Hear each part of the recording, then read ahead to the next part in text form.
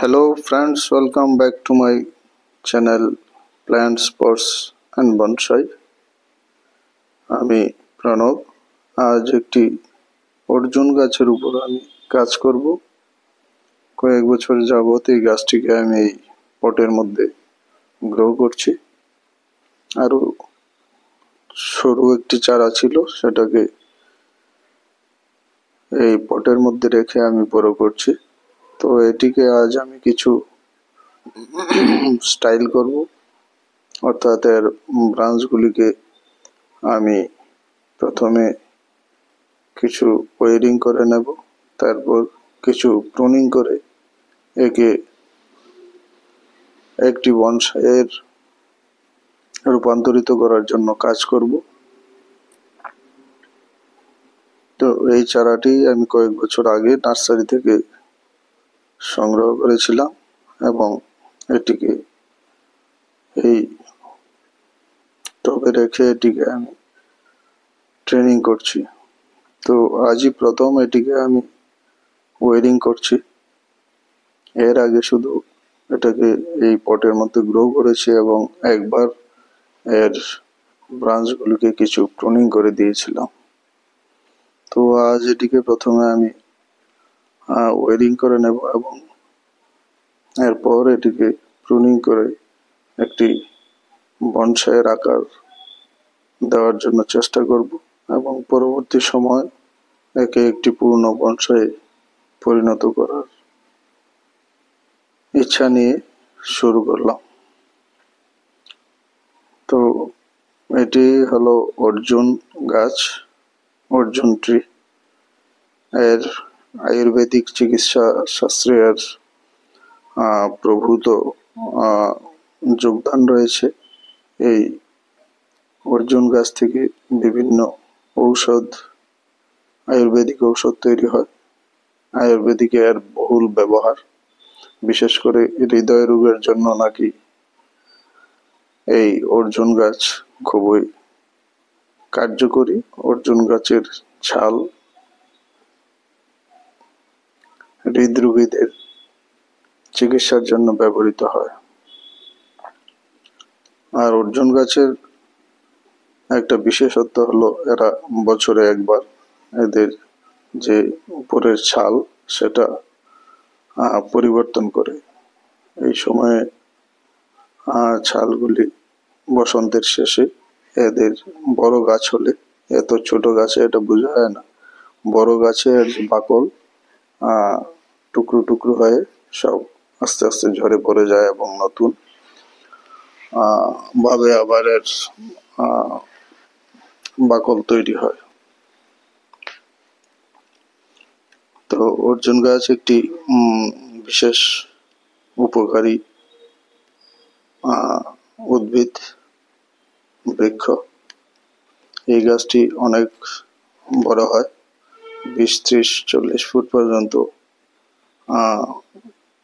উঁচু হতে পারে এবং প্রচুর ডালপালা মেলে এবং এর মধ্যে ফুল ফল আসে। তো আমি এটিকে দিয়ে একটি বনসাই করার জন্য কাজ করছি।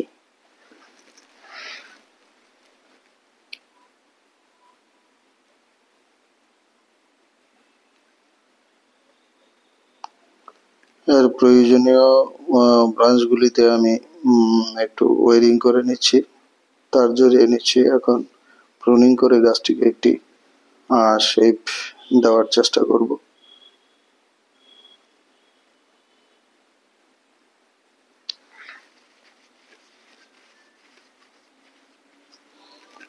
প্রয়োজন অনুযায়ী আর শাখাগুলিকে আমি কিছু প্রুনিং করে নিচ্ছি।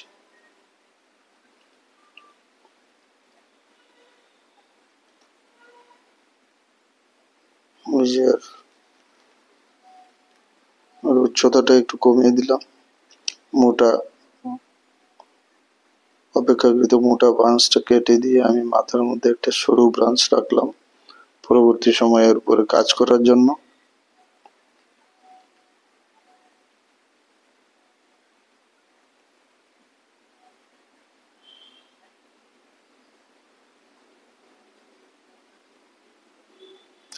নিচের এই মোটা ব্রাঞ্চটিকে আর একটু আমি পাকাতে চাই।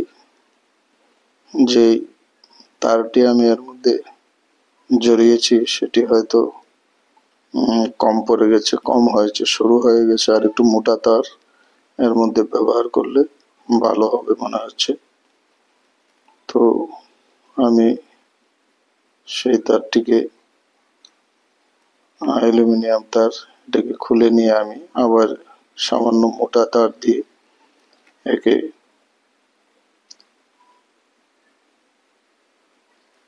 ওয়ারিং করে নেব।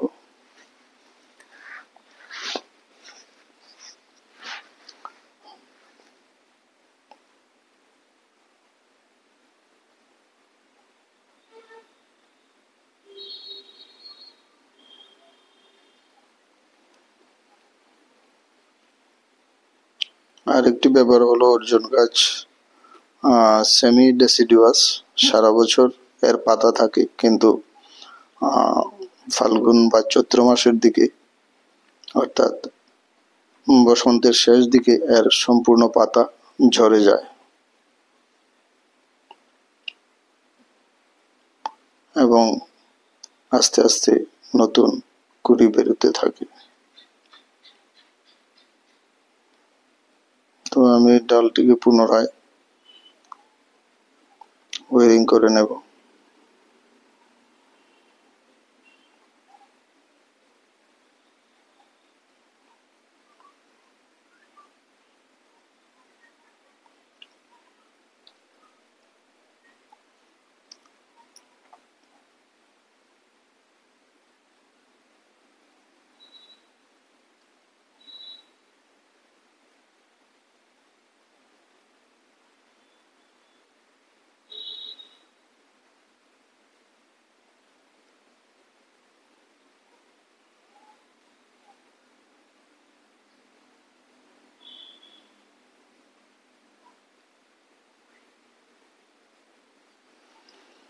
এই গাছের পাতাগুলি তেমন ছোট না, কিন্তু খুব বড় না, মাঝারি আকারের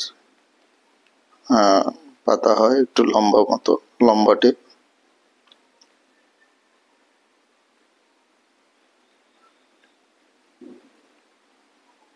এবং এতে ফলাযুক্ত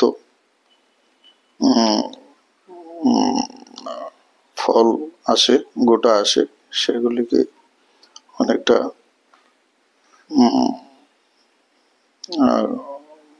গ্রুপ করা থাকে, এর মধ্যে ফলা থাকে এইগুলি।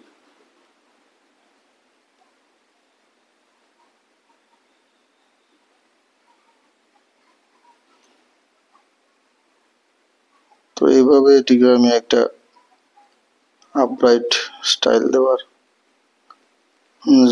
চেষ্টা করলাম।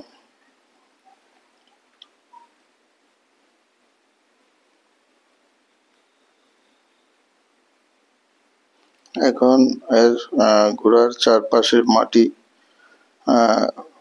খুঁড়ে দিয়ে আমি এতে সার প্রয়োগ করব।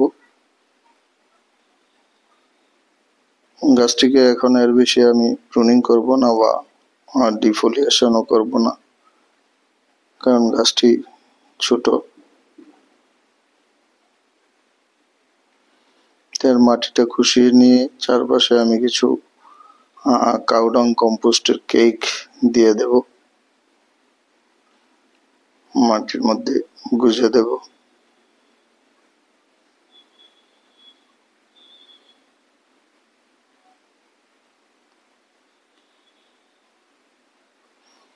এইগুলি হলো পুরানো শুকনো গোবরের কেক, সেগুলি আমি দিয়ে দিচ্ছি।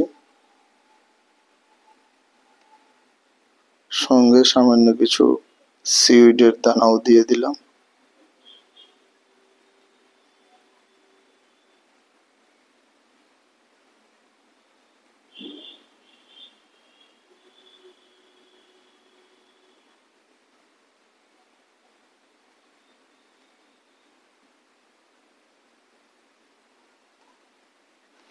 তো এইভাবে আমি গাছটিকে একটি একটি স্টাইল দিয়ে তারপরে বড় করার জন্য প্রস্তুত করে নিলাম। আমি প্রয়োজনীয় সারও দিয়ে দিলাম এতে।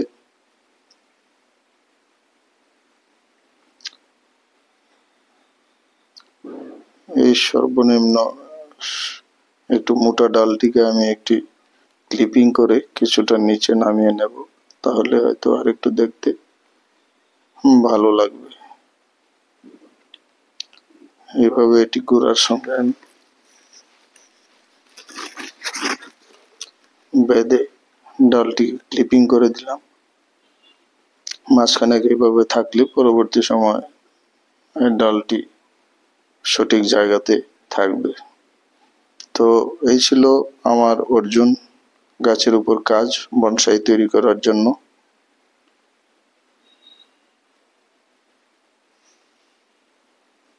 তো ভিডিওটি ভালো লাগলে লাইক করে চ্যানেলটির পাশে থাকবেন। যারা নতুন দর্শক রয়েছেন চ্যানেলটিকে সাবস্ক্রাইব করে বেল আইকনটি চেপে রাখলে সব ধরনের ভিডিওর নোটিফিকেশন সহজেই পেয়ে যাবেন। সবাই ভালো থাকবেন।